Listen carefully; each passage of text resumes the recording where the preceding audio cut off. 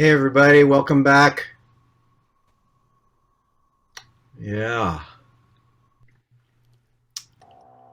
putting whiteness on the couch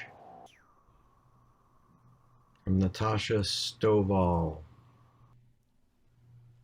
Yeah, and there's another great book about that called Even the Rat Was White.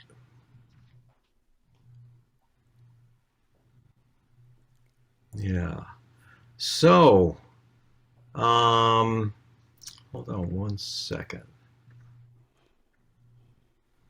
So we asked you to break into small groups to prime the pump for what we're about to do.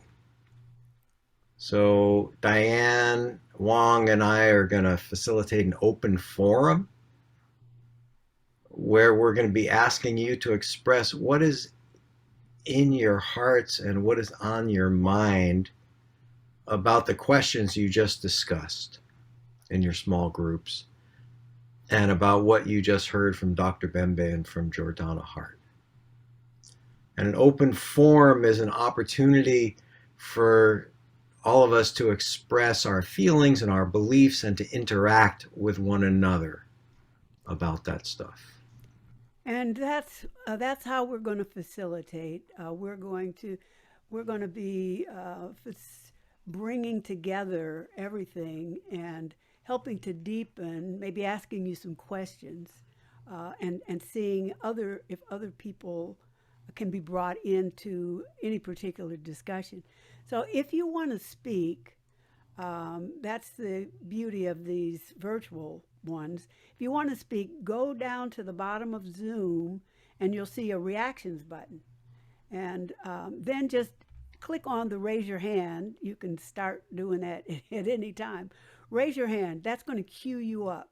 So the first person will be the first in the queue and on and on. And we're going to start by calling on people in order, but we'll also take people out of order because we're going to make room for responses and interaction. So, you hear me take a breath. Um, so, take a breath, and before we start, just take a moment to recall and reflect on Dr. Bembe's and Jordana Hart's powerful discussion. And listen again in your heart and mind to the questions that Kathy will drop into the chat. They're the same questions. Um, what are the benefits of whiteness?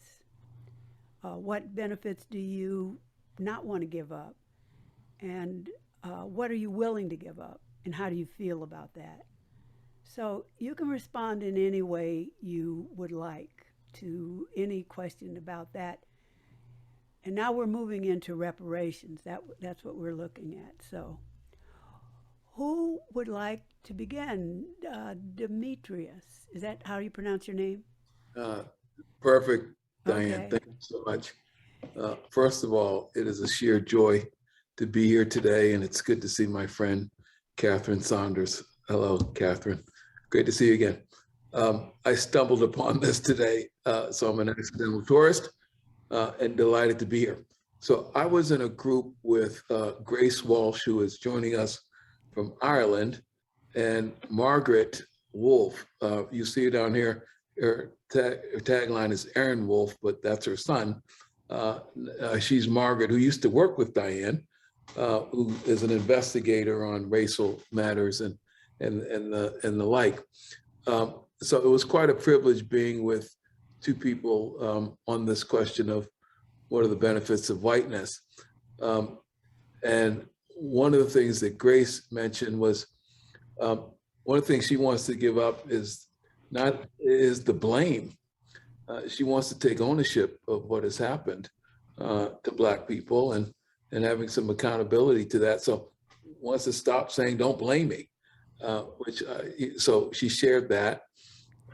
And Margaret shared that her experiences in the public school system, how Black children are disciplined differently than Black children are, and wants to be part of helping to rectify that. So that was quite nice to hear, particularly as someone who has a 14-year-old son and a 12-year-old, 13-year-old son who just turned 13 in the public school system. And I'm dealing with those issues now. What I had to say about it, even though, as you can see, I'm not white, was the benefits of whiteness as someone who's been able to navigate white spaces that has given me privilege in that space, is that something to give up is that white people in the spaces that I'm in don't have to explain their credentials like people of color do in these spaces. And we've heard from Dr. Bembe, and now I know her whole resume. And that's something that unfortunately we as people of color have to present in front of audiences, particularly all white audiences, just to be heard. And so wanted to point that out. There was something that I also heard mentioned, Dr. Bembe, about Black students, and I don't know if this was coming from historically Black colleges. I'm an alumnus of Morehouse College, who went to Harvard London School of Economics and Harvard Business School, who was and then grew up in a predominantly white community, affluent community in the Boston area called Newton, for those of you who are from this area, that again has allowed me to navigate these white spaces fairly easily. And because I went to Morehouse College, has prepared me with a self-confidence that unfortunately some white people would think would be breed on arrogance. However, it has served me well attending a Black college. So what I thought I heard you say, yes, some Black students may struggle in navigating these spaces.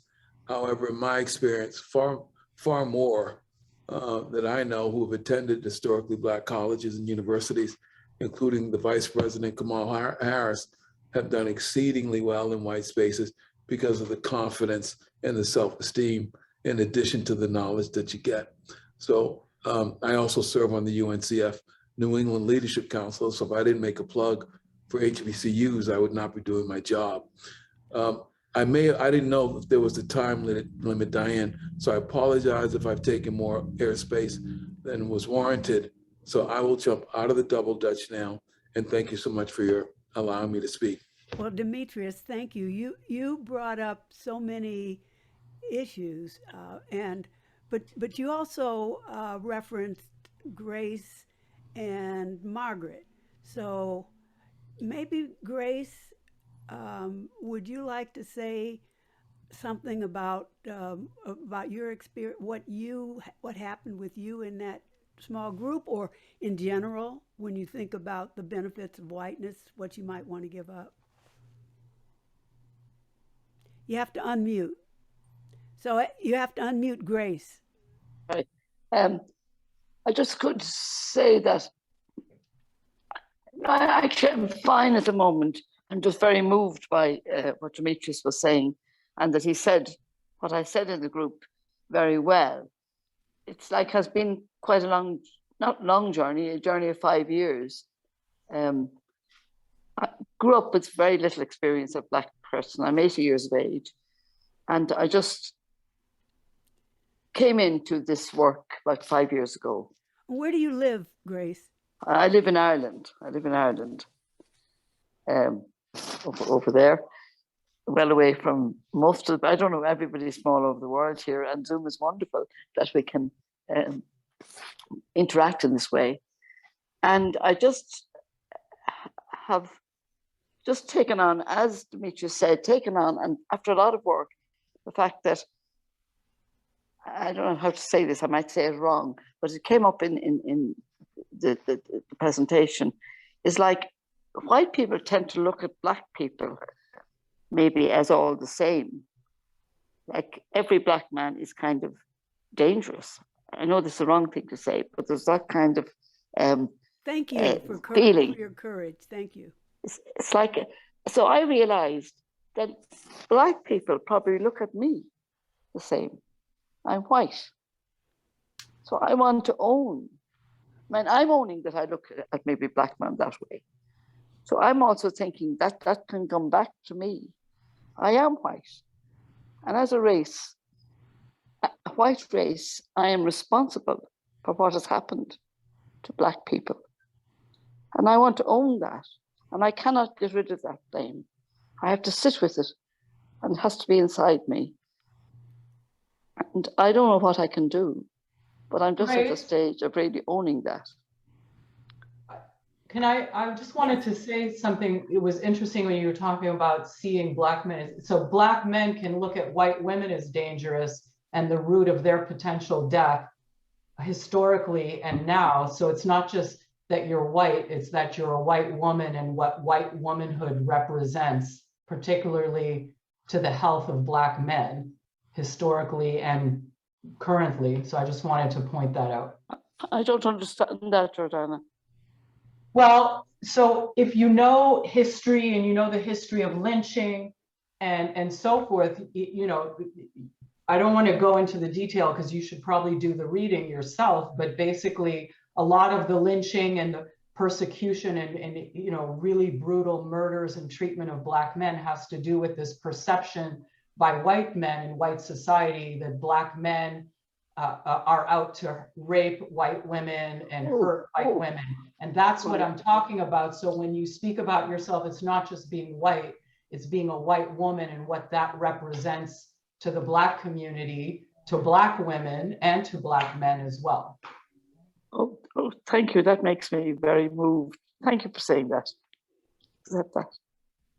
And as you say, Jordana, it's not just historically what happened with Amy Cooper in Central Park. I don't know if you know, Grace, but a Black man, Christian Cooper, was walking in Central Park bird watching, and a white woman was acting in ways she shouldn't, having her dog off the leash. And when he asked her to put her dog on the leash, she called the police, and that is a life-threatening thing in the United States for a Black man to have the police called on him, and she knew that. And so yeah, so that's right. Looking at you, you look dangerous. I look dangerous. We are more dangerous. White people are more dangerous. So that's so helpful, Lane, because it's like I'm owning that. I'm owning that. It's very moving. Yeah, thank you. And thank you. So what we are talking about now, we can see that in Dr. Bembe's presentation, she starts to unravel how did this perception get embedded in our culture and in our minds. How was that? So that now, if you're a police officer or even a regular citizen and you see a Black person, it signals danger. And for a police officer with a gun or a white citizen in a white community runs and gets their guns, they're likely to shoot you because and why this embeddedness of the centuries that we have never dug it out of our minds. So Russell, I can see the cue. So Russell is next. And if you unmute. Yes, how you doing? I just want to say that these current times are the most precarious times now, because you have the two camps working together and sometimes, and then you have us totally at extremes. And this past year or so, when George Floyd passed away, I'll say, I saw such a change. You know, I lived in Boston, Massachusetts all my life, and I've seen the both extremes. But having people that looked like, Grace Walsh, a couple of her friends carrying a sign protesting and walking stronger and faster than me in protest was a real pleasant surprise.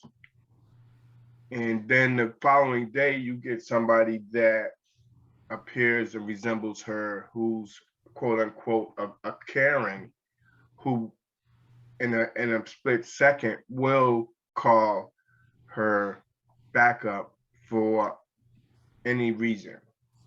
So it's really precarious for Black men today to try to coexist in this, because you don't know who is who, and it's really tough to try to figure out what how to deal with the current situation. Where I've dealt, I'm right now basically considered, having gone through my lifetime in Boston. I think that the African Americans in Boston all have suffering from PTSD. If it wasn't from busing, if it wasn't from the high rate of this job discrimination, housing discrimination, and at the current time, the Black population is Blacks are moving out of Boston. Not probably some by choice, a lot by not choice, because it's a lot of gentrification and of course the housing costs and everything, but it's a lot of it is to do with the systematic racism that I'm having to face. I mean, I've had several high-paying jobs, and I've had to go through the most extreme racism. And then you'll have some people today who will be swearing up and down they have no idea what I'm talking about. And yeah, I have a discrimination complaint now in the Superior Court because exactly what Dr. Ebby said about meritorious manumission, my patent, my IP, my intelligence property, the director of this Boston program just assumed that I would violate the patent code and just give him, until you patent it, you can't, even after you patent it, you can't just divulge. And he refused to sign an NDA. I completed the program, so I'm like, I have to be able to have this. It says that you're required to do this. Well, and I can't use the machinery because I don't want to violate my patent until I receive it. And he banned me. And So Russell, let me ask you a question. How is that? Give us, what do you see as the benefits of whiteness in this? How is that happening for you in your life? it's almost I can see the most benefit that they have, and a lot of them, like a lot of them say, well, I haven't had it easy in my life. I'm I got to do this, I got to do that. Sure, I got to do that too, but it's still a great benefit that they have. And if I can, have the time and tell you what the seriousness I had to go through to get to those positions, and then to have them snatched away from me. So I think what they have done is the ability to not only maintain their status, but but also have a safety net where we don't. It can be here today, gone tomorrow, and they have the ability to be on code without even knowing that they're on code. They stick together, and it's just the fact that they've grown up. All of us have grown up with white history only. It's and our perspective. We're ingrained there. White history of who we are. That's why we're racist towards ourselves, because we digest that, and they have the privileges of not being the problem of it. They got a get out of jail card. The white card gives them a lot of benefits, that whereas they don't have to worry about housing, jobs, People making me feel a threat. I stand by some women. Oh my God, what's wrong with her?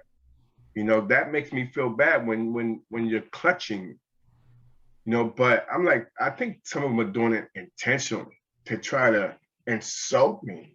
So I don't know, but whatever it is, it's a campaign that's everywhere that is against me on TV, on commercials, on everything. And it's a campaign for the white male, every commercial, whatever it is, it's like as if he's running for Superman or president. Every commercial, he's looking good, father, this, the kids and family would. Mostly time you'll see a black female single parent or black male somewhere in the background commercial. Not even in the commercial. They use the black female to cover two categories: the black and the female. And it's not really noticeable if you don't look at that. If you're not aware of that, you don't see it.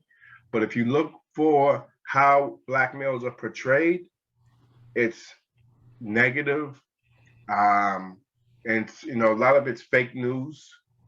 And a lot of us don't know this because when they stated that the Asians were being attacked, black males doing all this, and then once they got the $50 million in the law passed in their favor, black people need all that. We've been getting tons and tons of it. But when the Asian group got the 50 million in the law passed, you heard no more so-called attacks on them. It was all propaganda. You don't hear anything about it anymore. So it was all built up. It was like a storm coming, and all of a sudden the storm just disappeared. So now what we're hearing a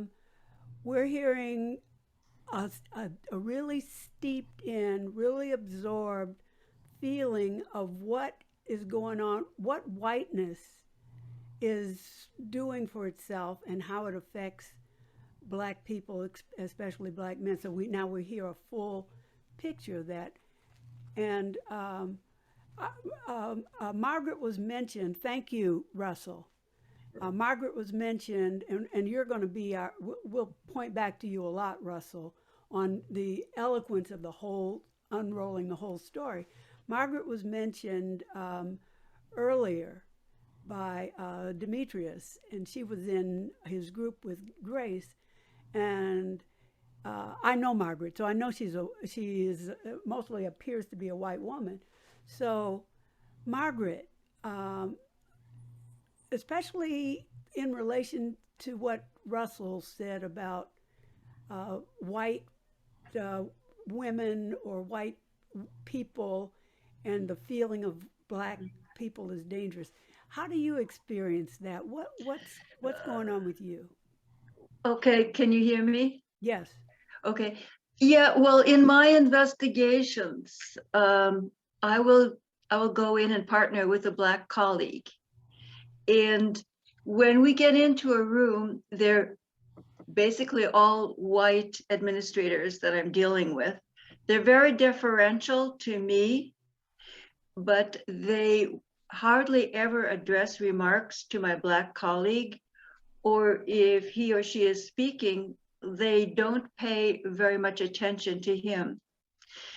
And as far as working with or dealing with, encountering men of color, black men, I know they're afraid of me until we engage in a conversation or something of that nature, because I'm white.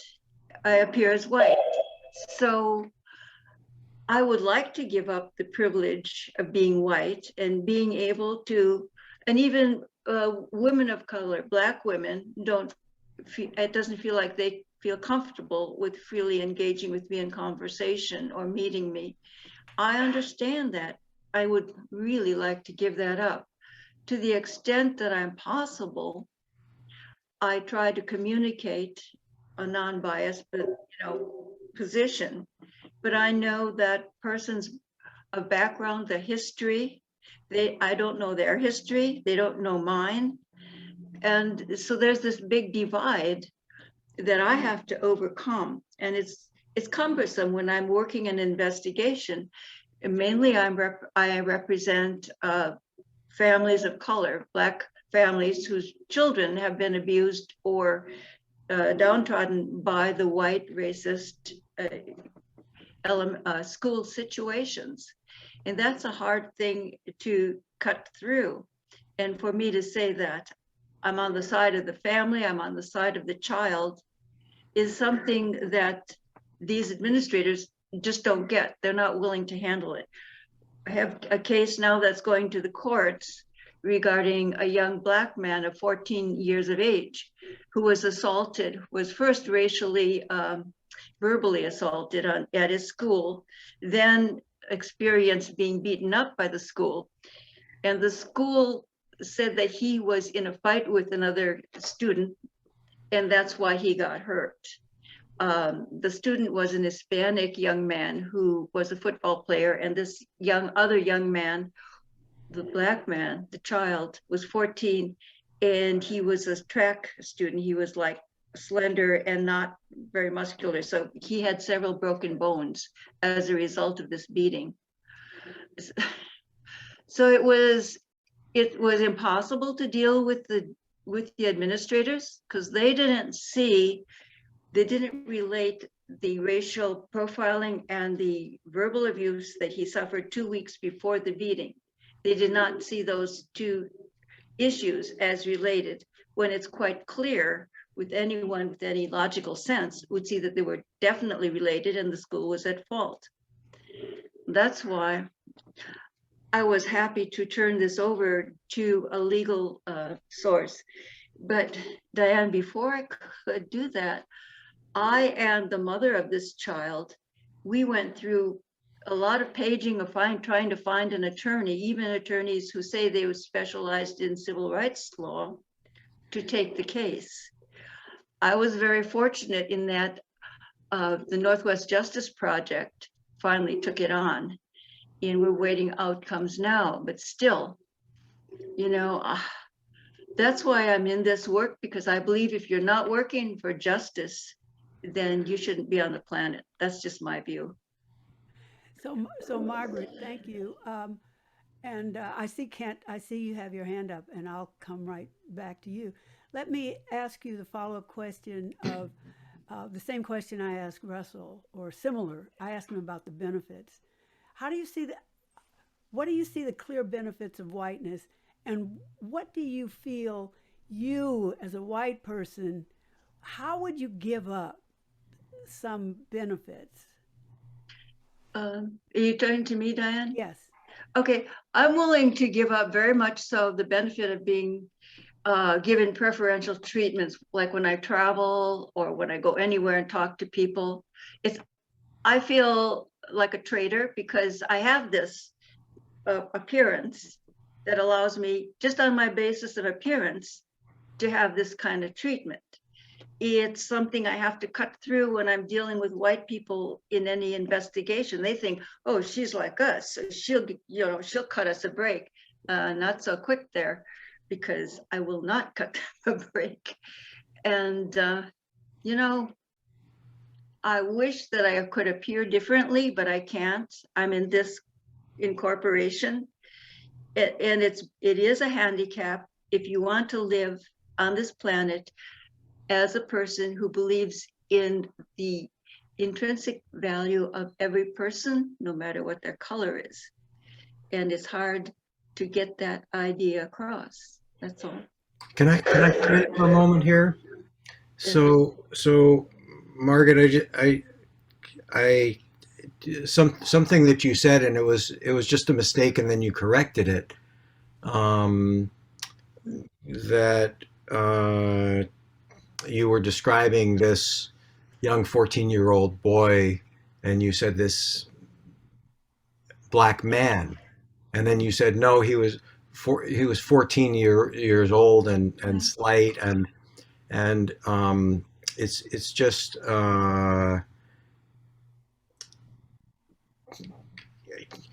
even people like us, I'm going to say like us, who are on the right side, try to be, want to be, work to be, you do incredible work in the world, obviously, work to be on the right side of justice, Mhm. still have these things in our head Mhm. and see a black boy as a man. Black black boys get charged as adults, as you, I'm sure you know, much more than white boys do, and get seen as adults. Mhm. And so I'm so appreciative of the work that you're doing. And I heard you say also that uh, it's hard sometimes because you're white and you're trying to work with the parents of the kids you're representing, and investigating on their behalf, and sometimes the the the, the parents of those kids um, are hesitant around you because you're white and don't necessarily trust you. And Mhm. so yeah, I don't know if there's a question in there, but I guess um, yeah, just noticing how those things are inside of us, and that trust, that lack of trust, is not just their problem. No, it's not. It's everyone's problem, and it exists in me too. What I do in the meeting with parents of color, Black parents of these victim children, young men and young women, I say, okay, I'm white. I've got your case. I'm going to do the best damn job I can for you. Now, anytime you feel that I'm not on your side, or not hearing what you want to say, or hearing what you need to tell me, you need to tell me. I may need to rearrange my thoughts. So you need to tell me, to the extent you can, what's going on here and what do you want out of this situation. And again, I'll do the best damn job I can for you. And that's all I can do. Could I have a little interaction with you about that? Uh-huh. Yeah. Um, I'm really appreciating what you're saying, and uh, when I hear a white woman talking to a black family and saying, Mhm. "You need to do this, you Mhm. need to do that," even though it's with the best of intention, Yeah. it's still a white woman telling a black person what they need to do. I As, can tell you what I've received in response to that. well, I hear you. But are you open to just a little interaction about Oh, that? for sure, for sure. Yes, as opposed to, I understand if you don't trust me, Uh-huh. because I'm not always trustworthy. I try to be as trustworthy as I can, Mhm. and yet sometimes I'm not. And I'm wide open to feedback. Exactly. No, It's got a different tone to it. yeah, that's a good thing to tell me, because I don't use the word need really. I'm just projecting to you and to everyone that I need um, information from the family, because they're all traumatized by what's happening to these children. Okay. And I want to get their feet. I want them to tell me if I say something that they don't agree with, please tell me, because I can do a good job for them, but I need to be told what it is that they want from this situation. And I get a variety of answers, I'll tell you. I love how you just reframe that to, I need Mhm, something. mhm, mhm. That's good. Because I'm a white woman and I'm doing this job, you see. And that's why many times I take with me my Black colleagues, and they say, okay, here's where we're going. Here's what we need to know. Here's the family. You watch my behavior and tell me how this is working out. And please step in, because there are things that I can't know or do or perceive that need to happen here. Thank you. Elaine, can I ask before you end this? Can Please. I ask you a question? And Sure.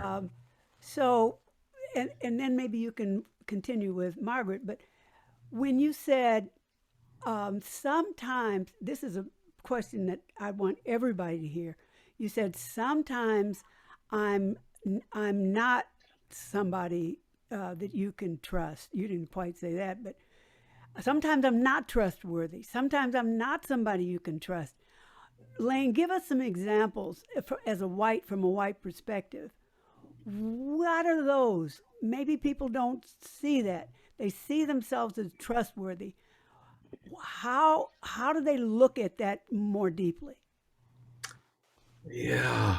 Wow. Well, we have all been, and I have been, steeped in and schooled in all of these things that Dr. Bembe and Jordana have been talking about. And I don't even know it because it's a socialization that seeps inside of us. Dr. Bembe was talking so eloquently uh, about how we're conditioned by society, and we're conditioned that way by our parents, by the media. What Russell, what uh, uh, Demetrius. I think it may have been Demetrius. That's right. No, it was Russell who was talking about the way that black people are Oh, portrayed Russell. in Okay. in the media and in advertisements and stuff like that. But white people are portrayed like this, and so that's just stuff just seeps inside of us. That's a kind of socialization that happens, and so I don't even notice when I'm thinking of myself as better than. I don't even notice when I have the freedom to say something and to do something, and let's push things in this direction and not that direction. And so there's a million ways that I don't know how I'm centralizing myself and how I am putting down somebody who I'm trying to help. And even that idea, I'm helping now. I am the I'm oh, I'm up here and I'm going to help you or something like that. All of those things make me untrustworthy. Yes. Thank you. That is. I'm Uh, wondering if we can move on to good. Kent. And I see Danya's hand up as well. Yep. Thank you, Margaret. Well, I'm very pleased that we're having this conversation. It's very interesting. Danya and I were together, and we happened to be two African Americans talking about um, the benefits of whiteness. And I have to preface my comments by saying we are dealing with the now issues of our current times. And I think that we're not framing them correctly, or we're not perceiving them correctly. January 6th is an outgrowth of whiteness. It is not an outgrowth of blackness. It is a fundamental repulsion to 400 years of white supremacy facing modernity, in the sense that today there are more white people who want to embrace freely African Americans in a more equitable way. And there are many other whites who see that as an abhorrent reality that they must face, because they have gone through the same systems that we've all gone through, that fancy word called the public school system, which has only been concerned with the economic benefit of the class structure that's in America. And so here we There are. goes again, John. Here we are today with whites fighting whites around what whites want to do. Okay, so we're gonna put a pin in there. We're gonna put that in the parking lot. And you'll say to me, no, that's not really true. Will you talk to Vladimir Putin, who's now killing white people over white people's issues? But a year, maybe 2 years ago, there were refugees coming out of Africa, out of Asia, coming out of other countries, trying to get into where? Europe. And what did they do? They locked the borders down. The Poles said, no, no, we have too much. We need to stop. Can't have all these other people coming into our country. Wrong reality. Those Ukrainians are coming across the border at phenomenal rates. I mean, at phenomenal rates.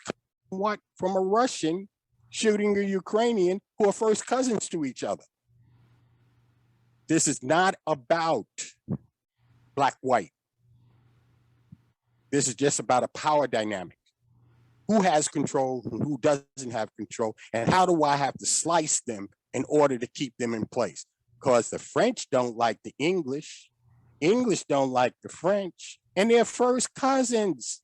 The Germans don't like the Russians, but they're first cousins and they're all white. This framing of our conversation is totally inappropriate. First and foremost, you're all Africans. Let me say it in English. Africa is and always will be where we come from. So you are Africans because you didn't get down here because someone picked you up from a white planet and dropped you into this planet and said, oh, now we got black ones, we got brown ones, we got yellow ones, and we got these white ones. Didn't you are just as much my brother as I am your brother. So and your choice Kent, of putting me let me stop you for a minute, ask you a question. You said it's not framed correctly. So, and then you say that we're all originating from Africa. We're all so humans. How would you frame it then? How would you frame the discussion? When you frame discussions, you avoid things. By definition, a frame lessens the canvas that we're dealing with. You want to focus in on a specific question. It's beyond a specific question. Lane said it to him. If Lane said it probably most directly, he says, I cannot be trusted because I myself know in my intellectual mind, I can't be trusted. Because I can see all these flaws in my own thinking, my own blindness to my own realities, my ignorance. I value me more than I value someone who looks different than me. And I do it subconsciously, not even consciously aware of it. And it's because we're constantly framing the discussion in very, very small terms. We have to first say, we are all people and we do it to each other all the time. It's about a power dynamic. Who has the power and who doesn't have the power? Because certainly, Lane, you know you don't have power. You, Donda, No, you don't have power. You have a relative power within the context of the area in which you have carved out for yourself. Because surely the police push white people around just as much as they push black people around. Really? Oh, Yeah, better believe it. Kent, You better believe it. I totally agree with what you're saying and concur. When we, it's very much a subjective sort of approach rather than an objective approach. We are Exactly. all, exactly. We are all human beings and we all exist on the planet, and so therefore we may exhibit, and with the Black experience as well, we exhibit characteristics based on a small, minute aspect of time. There were Yes. times, where there's the time has been very vast in terms of, our history as human beings. And so therefore, we can't just look at a period of like 400 years or 1,000 years and say, that this has been our whole experience. No, it isn't, and so, yeah, I just totally agree that we should look at it from a point of the human existence on the planet, rather than, Can I interrupt? Yeah. Let me interrupt here. They say, not they, the scientists say, we have Neanderthal blood in us, genes by Neanderthals. Ain't nothing more different than a Neanderthal and a Homo sapien. That is far different as they can be of a species on the planet. But these two far different species intermingled, mated, had children, and did it in numerous places in the world. If they can do it, why can't we? Oh, I think we do. I don't think that there's any question that that we do. But for the purposes of, let me answer a couple of questions. We don't have the opportunity to open up and say we're going to discuss everything. So we don't, and we bring in a presentation that frames the discussion. So that's why we're coming at it from the perspective that we're coming at it from. We could also come at it. We could have a different discussion around the topics that you're raising. We're just trying to carve out within a short period of time what can we talk about back and forth, and that's why all the things that you're saying, those are all valid. I mean, they're all valid, but they're not what we've carved out to talk about today, and have only about 3 minutes left. Well, Diane, can I jump in? This is Dr. Bembe. Yes, go ahead.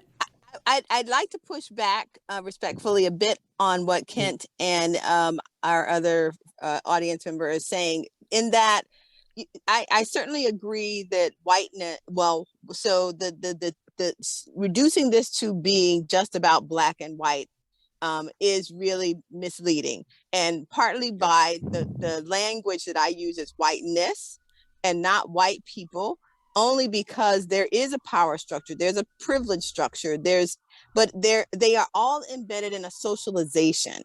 And while that can occur across borders like Ukraine and Russia, it can occur in Ethiopia and Eritrea. In this country, it occurs around the construction of race based on skin color. So whiteness, at least in the context of the socialization and the social structures that exist, is why we launch from that frame point. But certainly if we were another social setting, we would have another social conversation. But because embedded in the narrative of American society and American history, economic, sociologic, physiologic, and psychiatric, race is right in the middle there. It's a construction. We believe that, and we know that we are all one race. However, that social construction has gotten such power and such weight that it drives policy, it drives healthcare, it drives systems and structures. I think it always has. In Egypt, the people that was under Pharaoh, they were subjected to, certain policies and laws. And I think what we do, again, when we kind of have these, yes, it's right to have the discussion, but also bearing in mind that, there are, being a person of faith, I believe that there is some kind of spiritual aspect to, the conditions of mankind from an ontological point of view. We are spiritual and physical and mental beings. So we cannot, disassociate the spiritual aspect to our existence. One of the scriptures, well, a part of our scriptures is that, God will not change the condition of a people until they change themselves, and a lot of the Black experience in the UK and America, I think we very much perpetuate, a sort of malignant, sort of disposition in our plight. You know what I mean? Like And we you talk know about. what? And that's all correct. But I want us to get back to the social construct of whiteness. We can be in contact. We can do more, better, and bigger. But for the purpose of this discussion, we want to at least end up with at some kind of an understanding. Lane, can you help me with this? Let's Well, shape this understanding Well, into the social construct of whiteness and blackness. and one other And comment I'll tenure, make. yes. Yeah, one other comment I'll make back to my talk is just about the conditioning, because certainly there are structures and patterns and practices that have led us to actually being conditioned to think, to gravitate, to prioritize the way we do.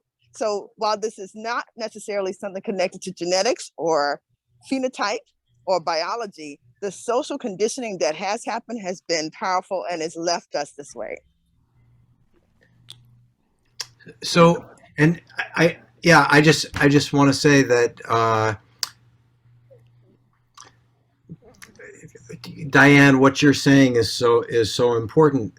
Everything that everybody's saying is true, and yet I think what Kent said is when you put a frame on something, you you decrease what we're looking at. And the problem is that if we break that frame and we start looking at everything, then we're not really able to focus on something. And so, like Diane, I want to invite us to focus back on what we're talking about, because this is tied into reparations. Because there have been and there are still serious disadvantages and violence put on Black people in this country. And some people are talking about how to repair that also through reparations. And I personally think it needs to be repaired through reparations and also through, well, different ways. But so let's come back to that and to our frame. And I know that Danya and Sundiata wanted to talk as well. Go on, Danya. Okay, am I on now? Yeah, you are. Okay, wonderful. So good afternoon, everybody. I definitely want to say peace, freedom, and reparations. This has been a wonderful discussion. So I really didn't even want to raise my hand. I wanted to see maybe 10 other hands raised, but whatever. I wanted to just say that I do believe that the folks that are in this room are really beating the drum for justice. And I think that's wonderful. And I'm one of those people. But I'm based in Ohio, by the way. But one thing I wanted to say is that we want to be really mindful of the language that we use. I think most of us, especially to the doctor's point, we've been conditioned in a particular way for so long that we get caught up in utilizing the wrong language. And so when you use, for example, persons of color, or if you use something like Black and brown, I think, and this is just my own personal perception and opinion of this, I think it is very dehumanizing. I'm always looking for that person of color and trying to find that individual. And I'm also looking for a person of non-color. I think it's wise for us to be wise when we're trying to describe and talk about people, especially if we are public facing and we're working with people that are of a different type of lineage, of a different race. Unfortunately, in this country, and I'll just land right here in 10 seconds, we've used so many labels. And so now we're in this era of undoing the labels, and we're making a matter that has already been bad worse. And so thank you so much. So Danya, don't go away. I hear you. So how would you frame, how would you describe this kind of discussion? We are talking about whiteness and blackness. And so if we don't use those kinds of descriptors, if we don't say black people, if we don't say white people, those are kind of common understandings, at which those understandings and terms and labels have changed over time. We're just Or trying to. African and European. So if Well, you Well, I can, think she let's was, let me, stay with Diane and Danya yeah, first. let me Yeah. find from Danya because I want to hear how you would say that then.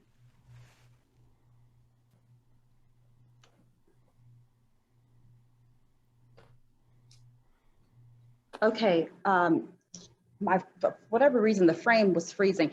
I love I love the moderation in this room. Thank you, Lane and Diane. I think for a nutshell answer, I agree. When we're talking about restorative justice, restitution, reparations for American descendants of slavery, specifically Black Americans, specifically American Negro, we have to really use that type of language. And that's what I mean. I agree, Diane. This is a white, Black issue, at least as it relates to reparations. Yes. For chattel slavery and all the atrocities from a policy standpoint that happened after chattel slavery. But again, we can't get into that murky world of Black and brown and persons of color, because then I'm like, who in the ham sandwich are we talking about at that point? And so that's what I'm talking about. So thank you, and that brings us exactly where we want to end. We're talking about we here. Other people may talk about other things, but we're talking about reparations for the descendants of American slavery, African Americans, Black Americans, but reparations for the descendants of American slavery. That is still to be seen if that's going to if it's going to take off for what we decide in this country reparations will be about. But that's where we're coming from. So thank Well, you, the first Danya. point, sorry to interject, and I'm sorry about my bad manners. I'm conscious Go of ahead, time. IMJ. You have bad manners. Go ahead. Thank you very much. And just for everybody, we have 5 minutes until we're going to close this, and then after close this open forum, and then Frank is going to talk, and then afterwards people can stay on if they still have time. Thank you. Yeah. Thank you. So from a Black and brown, does it know justice? The people that were taken in the transatlantic slave trade were African, sorry. Yeah. The legality, like in England, for example, I've been a part of an initiative to bring awareness about the Windrush scandal that happened in the UK. And a lot of people based in England, so you have United Kingdom as the big corporative of a company, and then you have England, and then you have Scotland. Now, 90% of people from Jamaica, where my grandparents are from, have Scottish background, and the Jamaican flag is a Scottish flag. It is not an English flag. Now, people are asking for repatriations from the English government, not the Scottish government. So when we're talking about repatriations, we have to understand the legality of how countries are structured like businesses, like a corporate entity, yeah, and knowing where to direct your legal argument. Yeah, so Black and brown has nothing to do with the discourse of whether repatriation should be paid and to whom and how and where. So that's my input on that. Thank you. And Thank you. we have Sundiata has a hand up. So, but I want to go back and for Danya and say thank you for really centering what we're talking about here. So Sundiata. Peace all. this is a great discussion and all of that, and I really, really have been listening to what's been said. One thing that I want to say, as somebody who has been watching how these things unfold, that is that this onion is way too big for us to try to unfold it all right at one set. We always have to figure out a point of focus. That's in anything. Two, anytime we're talking about certain things are to be discussed publicly and certain things are to be discussed privately. Those things being said, I really wanted to talk about that whole thing about the labeling thing, because I bring this up from time to time when I'm starting trouble. And that, and I feel like, you know, the point that I believe Danya said about the crayons, and well, she didn't say crayons. I use crayons because I'm a teacher. I teach children. So to make them understand we're not crayons in a crayon box, and that I go deep into law and look at how it affects us by associating us with those type of labels. Having a nationality is a very important thing. The brother Russell said something about that in the chat, and I would encourage everyone to read what he said. But in the case of Muhammad Ali, you can look back at that. His nationality made a difference in his case and why he won his case and was able to come back to boxing. There's a lot of different things involved in this. So I don't think we should make it, I felt like if we come and we want to build, we're looking at the topic that we're building on. If we have other topics that we want to build on, we can always do that. And, you know, there's different ways to do that. And we should bring forth that spirit of divine, who we really are.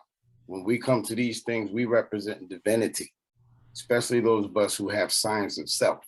So when you come amongst us, that's how we're going to do it. And that's all I have to say. Thank you. Thank you, Sundiata. So we're not going to call on you, Russell. We hope you come on, come in next time. We appreciate everything you've said, but we've run out of time. We're trying to be respectful of people's time. You can stay and talk about it, but just off the recording. So we want to call on. So Lane, did you have anything? I was actually wondering if we could ask Dr. Bembe to take us out. Okay. And any final reflections that she has, not to put you on the spot there, Dr. Bembe. No, I am so delighted to have been able to join today's discussion, and certainly feel like you all have set the stage for the argument around reparations, certainly including the psychological aspect of how the impact of transatlantic slave trade and in chattel slavery impacts the lives of Black Americans and their descendants to this day is phenomenal. You are to be commended for that work. I'm in awe of the participants, the audience, those who gave voice to all of the various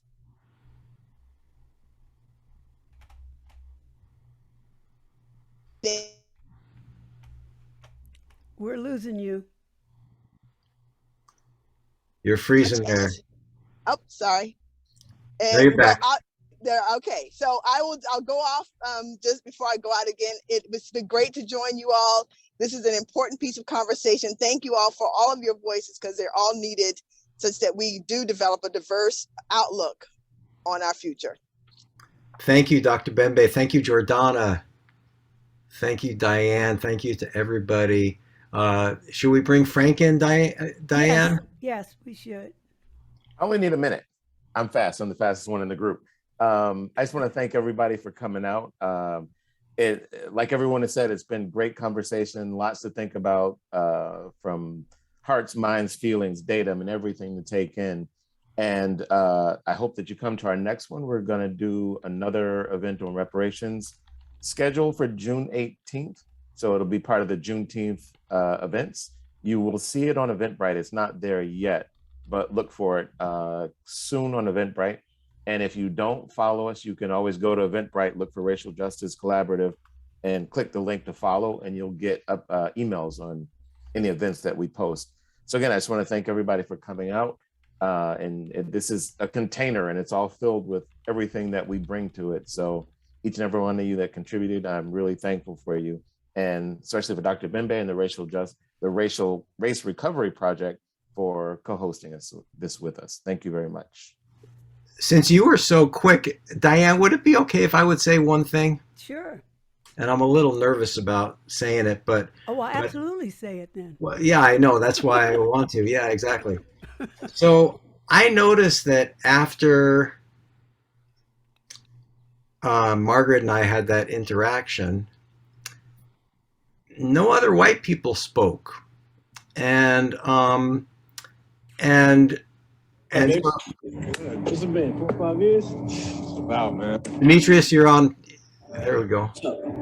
That's good. Thank you. And it's tricky being a facilitator sometimes, also as a white person and interacting with white people. Like I want to say, Margaret, I have so much respect for the work that you do, and how possible is it to have interactions around those things where we all have this stuff inside of us unconsciously, and I mean all of us, not just white people, and how to have interactions around that stuff, and how not to be too careful, for instance, with white people around that stuff, and yet also not to turn white people off. So or not to make them central all the time.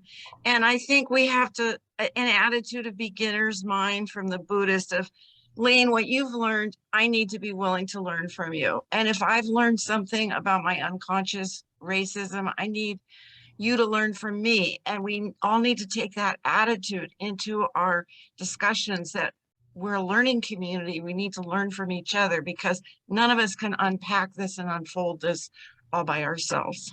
Well, you know what it calls to mind to me as I listen. I thought the same thing, Lane. I said, okay, white people are no more white people are going to speak up. But if you look at the depth and the quality of the discussion, what we see is that Black people all over the world have been thinking about it, talking about it, working in it, dealing with it. And so of course we can get up and we can speak about it. But white people, not every white person, that's a generalization, but a lot of white people, most white people don't. Margaret deals with it. Most white people don't. And so it's a different quality. So it takes a different kind of a form. And that's why sometimes it's right that white people at the level of regular white people have to do these things for themselves so they get a chance to talk, or you're not going to get a chance to talk, because you get freaked out at listening to the depth and the height of the discussion, and you don't want to join in because you don't have anything to contribute like that. So all of that. Can I say something? What Lane said was what I was thinking. I was listening, and it's, in these discussions, a lot of times I'll sit back and I really just am listening, and I want to hear the thoughts of the Europeans or white people or whatever we're gonna, refer ourselves to as. And sometimes, like I respect Aaron for having courage to speak her mind and say what she said. Grace brought some things to the table. I mean, I don't think we're going to get nowhere if nobody's saying anything. So although it's difficult to say stuff, I was listening for the dissenter. I want to hear somebody who says, I don't think you guys should get reparations, and this is why. And the funny thing is that I don't think we're going to find that here. So I keep that in mind. I think the people who come here are trying to better themselves. So that's why the beatdown, is not really in this space. We're trying to move forward, and then ripple that out to those dissenters. Those people, when you learn something here, take that back to your neighborhoods and your communities and start talking to those people who in the back doors are saying, them niggas can't get this and we don't like so and so and so, and you heard it, you know what it is. And a lot of times you don't want to speak on it because you might get killed too. Y'all are violent. We are too. America's violent. You know what I mean? And they have to be careful of what they do. You know, I've read stories about the people who try to help out during civil rights. They end up killed just like us. So I understand some of your conundrum. You know what I mean? And I appreciate those of you who had the courage to say something and be honest. I hear you. I hear you, Sundiata. And also feeling that. And so, starting with the Juneteenth, our Juneteenth event, it will be an open forum, which is really going to invite other. We may not, but we don't have to believe it to say this is also, these are the things, the questions that are out there. And so we're going to invite that kind of a fuller discussion around reparations. We're going to be clear, and we're going to do what IMJ, and that's your name for me, IMJ, and Kent said. But we're gonna have to narrow it. So we're going to do reparations. We're going to be clear, but all of you, thank you so much. It's very exciting. Hey, Diane, can I end on a quick joke for just the light Oh one yeah, between sure. you and Okay, Lane, if it's go ahead. okay? It might make everybody laugh. So at the top of this discussion, I think there was a bit of discussion around the acts, like meritorious manumission. Yes. And so I'd read about that and I was so happy how that started. Well, I just want to say there's degrees to how, and then bring that back to what the last gentleman talked about there's a cross to bear, there's a burden to carry even when you beat the drum for justice. And there's some security and safety issues around that. So then you think about people that decide to go the route of, hey, do no harm, hear no evil. Well, I live with like a person, my husband is total opposite than I am as it relates to, has nothing to do with reparations. So let me end by just saying this. I had a bumper sticker. I created this bumper sticker. You know how you have an aha moment. And I said, okay, I know what I'm going to do. I put a bumper sticker, I got it printed and everything, and I put it on my car. My husband had no idea it was there. My son, who's 20, he said, oh my God, Mom, has Dad seen this bumper sticker? And I said, no, he hasn't seen it yet. I don't think so, because he would have just said something by now. He said, oh, Mom, I just don't know. I said, well, don't say anything. Just let him see it on his own. My husband finally saw it. So here I'm coming out for work one day, and he was like red, literally. He was red. Brown people, turn red too. And he said, babe, you must take the bumper sticker off of your car. I would be so nervous for you. I wouldn't want you to be on the freeway, somebody's driving. I said, babe, I've been having this bumper sticker on for a month. Okay, here it is, guys. The bumper sticker read, if we're still picking sides in 2020, and this was like 2020, where I said, if we're still picking sides in 2020, then I'm white. And I would have white people, like I would be parking the car and they would look at the bumper sticker and it was like, just do a total, it would just like roll around. Like, what did she just say? She's white. She's white. Who's in the car? But anyway, that's what it said. If we're still picking sides in 2020, then I'm white. So I'll end with that. Well, Danya, you can't end with that. I've got to ask you, take that mute off. Okay, tell us what do you mean by that? It means that there is a difference in how you're perceived, how you're treated when you are white versus me walking around just with extra melanin in my skin. I'm treated differently. And so it was my way of casually, indirectly sending a message to my fellow Americans that, hey, I'm going to be on your side too. If you're going to get all these privileges, then count me in too, because at the end of the day, what does this really mean? And so it forced people to think about whiteness. And that was my goal. Okay, that is very, and that even goes beyond what that joke bumper sticker, because when we look at new immigrants coming in or old immigrants here in this country, they're scrambling to be in the white group. And why? For the same reasons that Donnie just said. All the perks are over there. And so I want some of those too. So thank you. Thank you all. I'm going to stop the recording. Thank you.